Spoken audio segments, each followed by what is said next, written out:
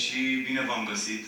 Eu mă bucur foarte tare că, așa cum am și spus pentru colegii de la tribuna, Sibiul s-a mișcat foarte, foarte repede și este primul oraș din țară în care eu vin în numele emisiunii Starea Nației. Mă simt nevoit să repet asta de fiecare dată. Starea Nației nu înseamnă Dragoș Pătraru, înseamnă 10 oameni care zi de zi lucrează fiecare vreo 12 ore. Deci cam atât se lucrează pe zi la Starea Nației, 120 de ore. Pentru acele 47-48 de minute pe care le vedeți voi. E un turneu pe care noi îl plănuim de ceva timp. Și vrem să facem vreo 30 de orașe, ne-am propus noi, în următoarele 10 luni. S-au oferit inclusiv cei de la Digi24 de turneul ăsta și i-am întrebat, domnule, vreți să folosim treaba asta, să am și eu în spate bannere, lucruri, că e campanie acum, știi? Și se ferește lumea, inclusiv acolo, pe holurile televiziunii, să se asocieze într-un fel cu noi. Ceea ce e bine, nouă ne pare bine. Am zis să venim prima dată la Sibiu, pentru că și voi ne-ați făcut o chestie urâtă în 2014.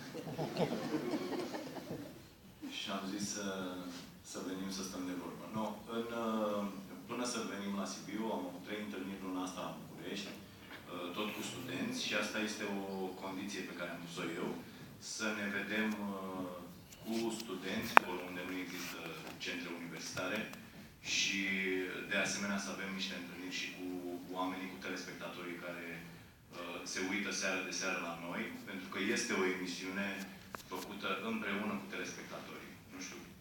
Au televizoare în cămine, așa că tot dispozitivele rămân, mobile rămân sursa lor primă, sau instrumentul pe care îl folosesc. Deci sunteți un fel de nomazi, vă plimbați cu corpul dintr-o parte în alta. Ok. Mai avem întrebări. Să încercăm să răspundem la... Păi da, dar nu, tocmai că dacă ne lungim foarte mult la o întrebare, nu se mai apuce ceilalți să pună întrebări. Da, te rog. Hai, ok. Deci asta era pentru mine. Voi răspundești tu, mai puține cuvinte. Ok. Am înțeles. Mulțumesc. Da, acolo văd. Vreau să vă întreb. Ați revoluționat piața în media și... N-a revoluționat nimic. Păi nu, ați revoluționat în sensul că ați deschis anumite... ați pus lucruri pe lume. Încercăm. Și vreau să spun că spuneți, indiferent dacă și la o televiziune și la cealaltă, tot ce e rău sau bun, nu contează. Și nu vi este frică de repercusiunile la care puteți să aveți? De repercusiuni? Nu ne e frică. Dacă eu nici nu înțeleg asta. Nu ți-e frică de ce ți s-ar putea întâmpla? Ce ni s-ar putea întâmpla? Vedeți, aici e o chestiune foarte delicată. Faptul că presa a funcționat în ultimii 26 de ani, așa cum a funcționat politica, așa cum a funcționat justiția. Să știți că toți băieții ăștia acum care fac dosare în toată țara și arestează pe toată lumea, pe temiri ce n-au bucurat 25 de ani să se atingă de nimeni. Asta e foarte important și eu o repet la emisiune și nu trebuie să uităm. Eu n-am văzut niciun dosar pe numele celor care n-au făcut dosare 25 de ani. Pentru că dacă justiția ar fi funcționat în această țară, n-am fi fost în situația de astăzi. Presa a funcționat și ea pe același model, comandată de la sediu de partid, pe modelul pe care au funcționat ANAF-ul, justiția, toată lumea, toate instituțiile. Școlile au funcționat dirijate 25 de ani în România din sediul de partid, de unde se suna și se spunea ce e de făcut. Da? O foarte mare legătură și aici, bineînțeles că se poate naște o dispută, sper să nu se întâmple, a existat între politic și biserică. Din nou, o legătură anormală. Deci toate instituțiile acestui stat au fost afectate, viciate de acest mod de lucru. Și așa s-a întâmplat și în presă. Presa a funcționat în mare măsură, un timp îndelungat, în acest fel. Se stabilea la partid ce se face, se cumpăra presa, efectiv, cu totul, da? N-ați trăit vremea, eu am trăit în presă vremea lui Adrian Năstase. Și vreau să vă spun că aveam o amărâtă de foaie la Ploiești și ajunsesem să facem tehnoredactarea pe rând, aveam un săptămânal, și mergeam la fiecare dintre noi acasă și făceam tehnoredactarea, pentru că la sediu erau permanent doi băieți de la garda financiară, care așteptau să intrăm în sediu. Am avut controle de la garda financiară trimise de PSD în 2003-2004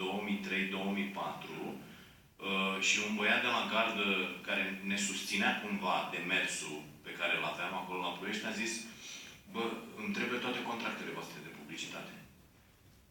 Și cum să-ți dau contractele de publicitate? De ce? Păi trebuie să mergem la ăia, să le zicem să nu vă mai dea bani. Că trebuie să dispăreți de pe piață. Și zic și eu ce fac. Eu m-am gândit cu ai mei colegi și facem așa. Un tip care încă e în sistem, un tip senzațional. Nu-l cunoșteam. Deci era prima dată, l-am văzut atunci. Și a zis: fii atent, fă o listă cu niște firme la mișto, să nu existe firmele respective. Și eu duc lista acolo și zic: dom'le, astea erau acolo, m-au făcut, ăștia nu m-au făcut. Și eu să-ți dau o amendă de 5 milioane. Și îți dau adresa unui prieten al meu care are o firmă și îți face un contract de publicitate cu 5 milioane să plătești amenda. Ca să poți să funcționezi. Asta vă povestesc ca să pare de necrezut, nu? Acum. Ca să înțelegeți cam cum se putea face presă în perioada 2000-2004. Adică deloc. La fel, acum ați văzut că l-a luat pe băiatul ăsta, Blejnar. Ați auzit de ăsta care a fost la ANAF? Un băiat senzațional. Eu am fost chemat și am acea înregistrare în continuare. Am fost chemat la ANAF când ăsta era acolo, 2011-2012, ca să vedeți ce fel de stat de drept au făcut acești băieți, și a amenințat direct că dacă mai vorbesc despre acest domn, nu mi se găsește mie ok, dar mi se găsesc rude, prieteni și așa mai departe, care au firme, care au afacere, și o să li se dea lor în cap până amenințare directă, fără niciun... Am scris, am făcut nici... Asta am eu, această problemă o am, mi se pare foarte, foarte importantă, că ar trebui să avem aici o dreaptă măsură. Și așa cum 25 de ani n-au fost prinși băieții ăștia care ne-au luat țara de sub noi, pur și simplu, să știm de ce n-au fost prinși. Pentru că, de bine de rău, presa a mai funcționat. Eu am scris de mi-a venit rău în toată perioada asta despre toți băieții ăștia care s-au arestați. Și când vezi că 10, 15, 20 de ani nu se întâmplă nimic, eu sunt în presă din 1997. Și când vezi că nu se întâmplă absolut nimic cu acești băieți și începe să se întâmple de un an jumate, ceea ce ar trebui să se întâmple de foarte multă vreme, nu e un pic dementă chestia? Aici trebuie să stăm să ne gândim. Deci, teamă față de repercusiuni? Da, există, dar o să spun aici ce am mai spus de foarte multe ori: un jurnalist are atâta libertate cât își ia. Deci dacă vă luați foarte... Eu sunt de acord că noi le luăm nesimțit de multă libertate. Adică este prea mult. Da, seara facem analiză, dimineața. Vreau să vă spun că am zile când îmi vine să-mi smulg părul din cap, nu prea am. Fac și chelii așa acum și sunt zile în care, într-adevăr, sărim calul foarte, foarte tare. Dar o facem, controlat, bineînțeles, pentru a răspunde cumva proporțional la ceea ce se întâmplă. Pentru că vedem așa o inerție pe anumite subiecte care mie, unul, mi se pare incredibil. Sunt atât de multe lucruri care ne fac rău, pur și simplu, și noi nu ne dăm seama. Și faptul că nu avem absolut nicio șansă, aseară am dat un material, în ultimii 5 ani, deși PIB-ul nostru a crescut cu 40% aproape, riscul de sărăcie și excluziune socială la copiii din România a scăzut cu 1%, la 48, la 47%.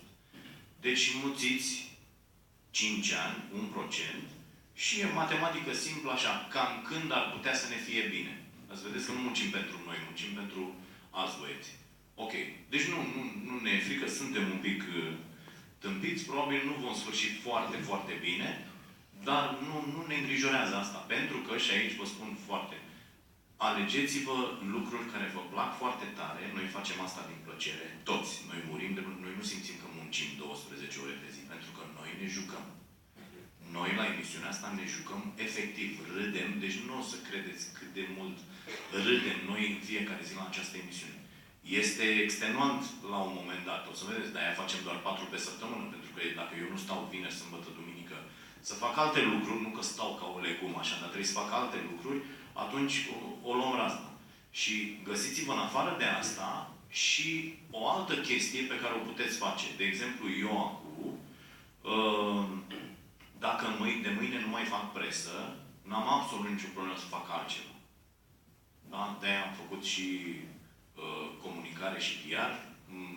Îmi pregătesc acum și un doctorat de la Păpune în domeniu și să aveți opțiuni. Tot timpul să aveți o altă opțiune. Astfel încât presiunea pe voi, pentru că de ce credeți că acceptă foarte mulți jurnaliști să răspundă la ordine, să facă așa cum le spune șeful și așa mai departe? Pentru că dacă ăla intră, șeful intră și zice de mâine afară, ăla nu-și mai găsește de lucru. E conștient că valoarea lui nu este foarte mare. De-aia și în presă, acum, ajung oameni care răspund la aceste ordine fără să comenteze. Cu cât vor fi mai puțini jurnaliști care vor accepta aceste ordine, cu atât nivelul va crește. Și atunci noi vom reuși să construim o breaslă care să fie independentă, să fie puternică și să ofere societății numai oameni de valoare.